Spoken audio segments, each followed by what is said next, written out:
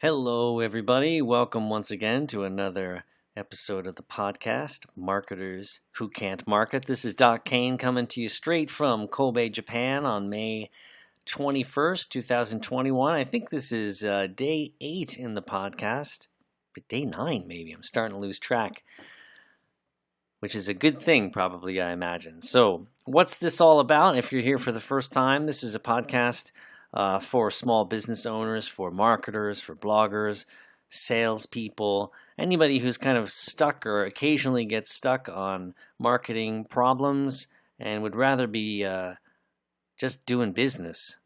That's what this is about. We talk about different sorts of things that can help you get past some of these humps. And today, I'm going to share with you 3 sites that I check pretty regularly, almost every day, I would say. And I use them mainly for research. So if I have an idea, if I'm working on an affiliate article, and I have an idea as to what I might want to write about, I first want to get a handle on whether or not I'm diving into some insane competition. So what I do is I'll use some of these sites to get some position statistics and get a feel for where what the landscape looks like as far as competition goes. So I don't write an article that nobody ends up seeing, because that's a big pain in the ass. Because the articles that a lot of us are writing for affiliate sites are very, very long, right? I think my shortest articles are like 4,000 or 5,000 words. I have one that's almost 16,000 words. That's like a book. A small book, but or a quarter of a big book. But it's a lot of work, and you don't want to put together a post like that if you don't know kind of what you're up against. So there are 3 sites that I use typically to get a feeling on this. And when I'm doing this, lately at least, I've been doing this sort of research with this keyword golden ratio in mind. The idea of going after competitive keywords, but keywords that are not kind of being challenged every day out there in the marketplace, right? So basically searches are below 250 a day. And if you were to use this technique where you're using an operator in Google that is all in title or all in URL, and then slap a colon at the end of it, and then your page title that you're thinking about using, basically you're going to want to look for a really low number of results there. It's a pretty sweet little deal, and I talked about it a couple episodes ago. So if you're not familiar with it, I'll link below and you can take a look at it.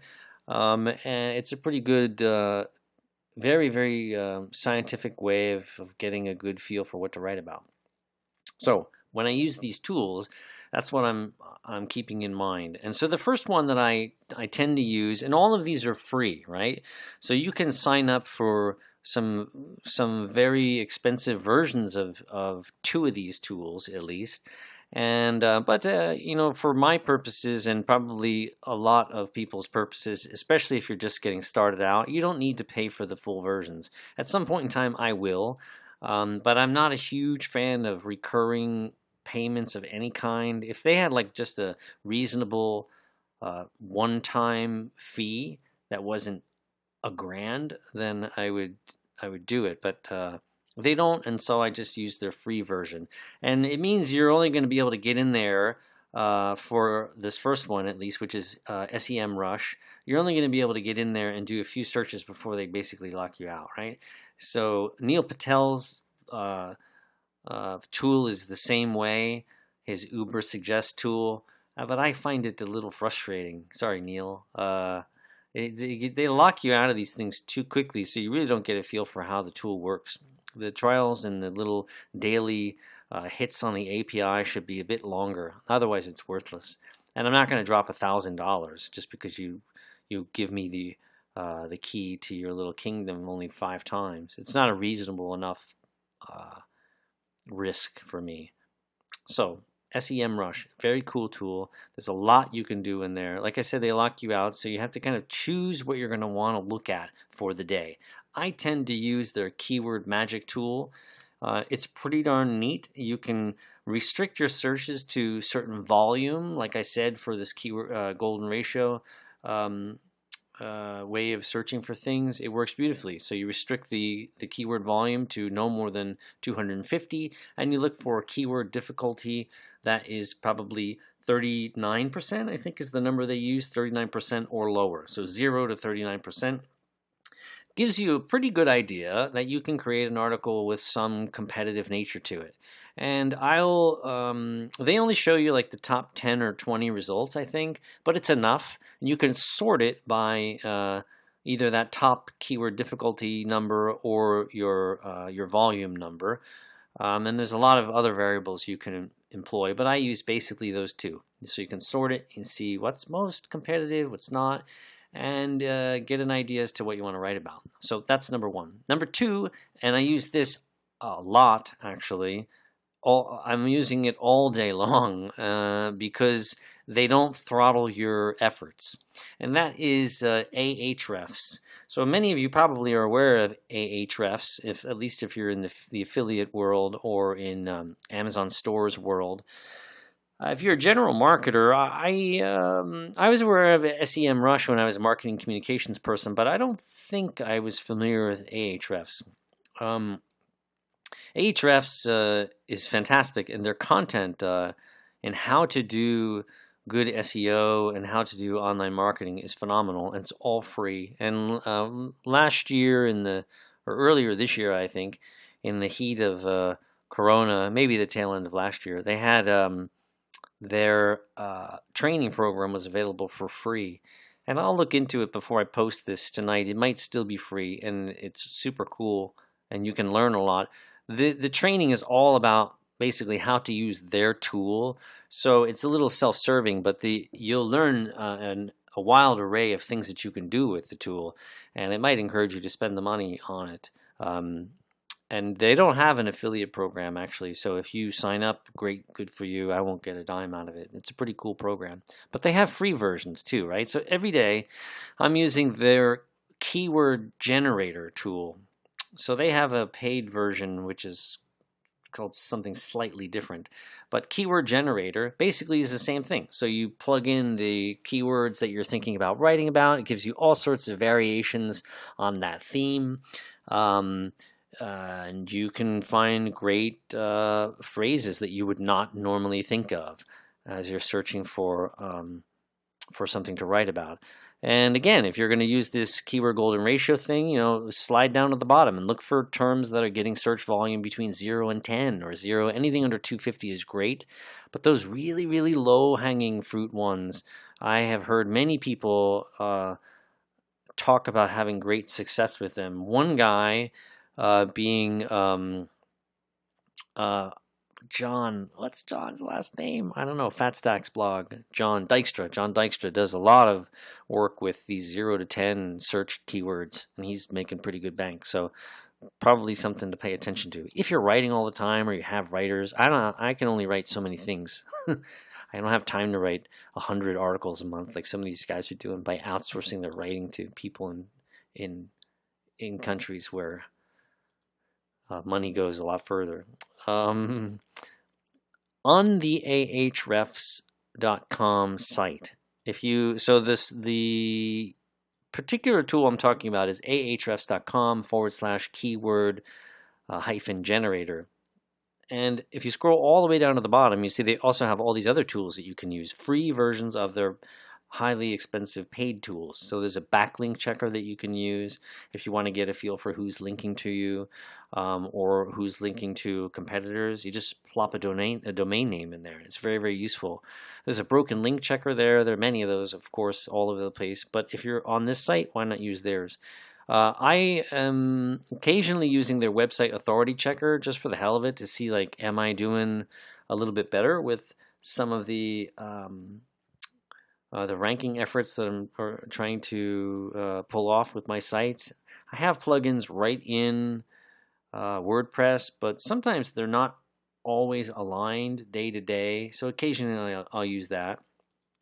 But that, again, is great for checking other websites. I can't check another website in my own WordPress dashboard, right? So that's cool for checking on other people. The coolest thing, though, about this keyword generator tool is that not only does it allow you to do searches on Google, but you can also use their API to search on Bing and YouTube and Amazon. So if you're selling product on Amazon, there's really no better way other than playing around within Amazon or Google and using a site Amazon operator. There's no better way than probably this tool to get a feel for what people are looking for. It's very, very cool. I highly recommend you take a look at it. And again, it's free. And the other thing you can do is you can search for results in any country in the world where you can where the data is available. So not surprisingly, you can't search in China. But if you want to see, like, what are people in Ukraine searching for? What are they looking for in Togo? The UK, the UAE, everywhere, right? Very, very, very cool. So that's number 2. Number 3 is relatively new thing, but I have been using it every day since I found out about it. And I found out about it in a food blogger forum on Facebook, which is pretty cool for learning things. The community is interesting. There's a lot of very, very successful food bloggers in there, and they're very giving of their of what tools they use and tactics and techniques that they use, which if you're hanging out in affiliate marketing groups on Facebook, you know those folks are not giving of any sorts of, like, oh, I've got this niche site and I made $1 billion last night, and I can't tell you what it was though, because I can't tell you. These folks in food blogger, they'll tell you anything. So go to them and learn. And so in this particular group, there's a web developer guy in there who probably, like, it looks like he consults with food bloggers. So he was talking about this one tool that's super ass cool. It's called Web Developer. It's this kind of a horrible name if you're trying to find this thing. It's a plugin for in the Chrome Web Store. I use Opera, so it works on Opera. It's called Web Developer. The guy who put it together, his name is Chris Pederick. Chris Pederick. So if you find it, and I'll link to it obviously, but if you're searching now and you see offered by Chris Pederick, you'll be on the right spot, on the right page. So download this thing. And the reason I like this is because there's a function on here that allows you to check the header structure on any website that you land on.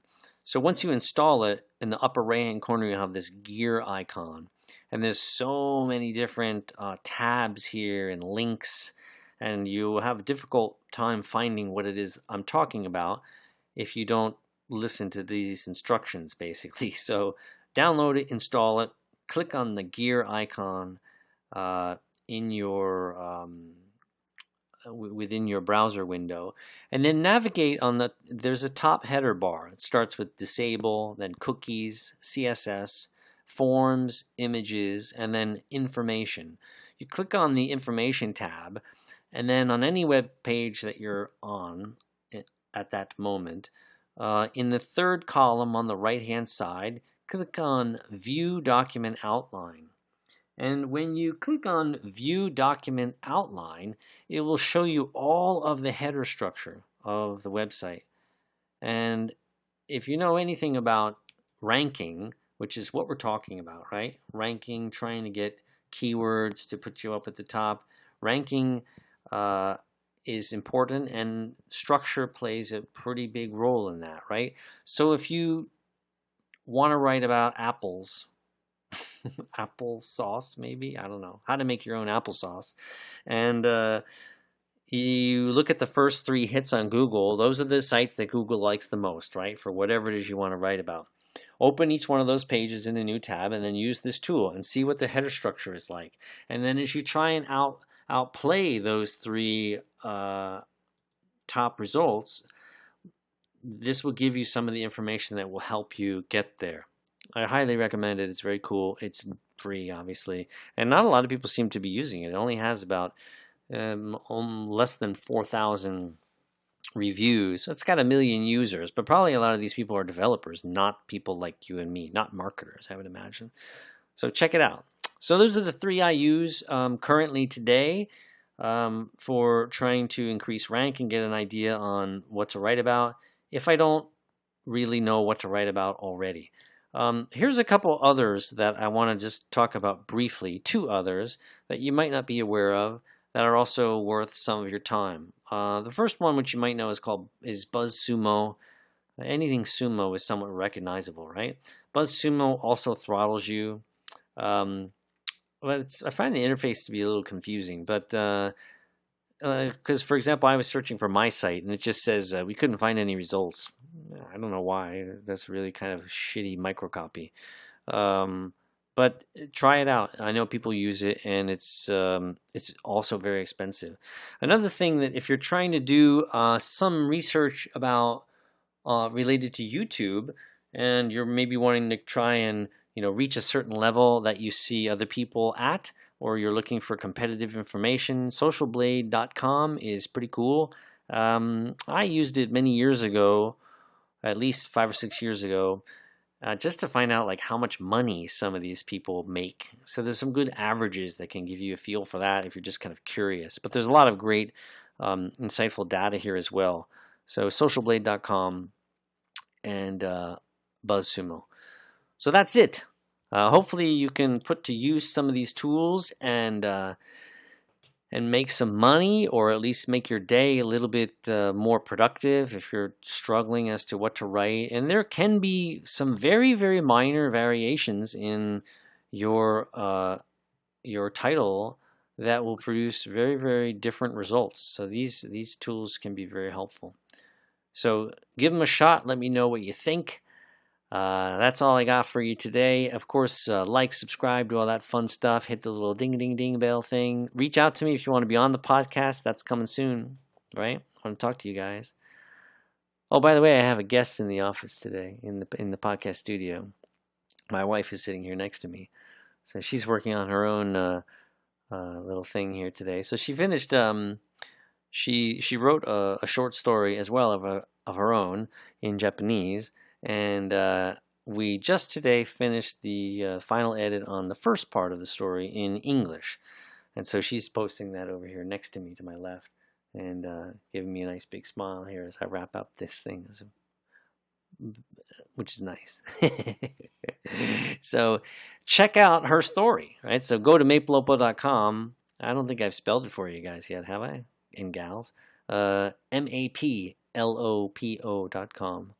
And check out some of the stuff that we've written and some of the stuff that we've translated. We're very, very proud of the work, and everything's free. And it's good, right, babe? She said yes. You couldn't hear. All right, that is it for today. Time to go to bed. I have to upload this thing. We'll catch you tomorrow, number 10, I think it's at. And, yeah, email me if you want to be on the podcast, right? So doc@nihonhustle.com. Thank you so much. Have a wonderful day, night, weekend, wherever you're at in the world. And come see us here in Japan when the world gets a little better. Peace out. See ya.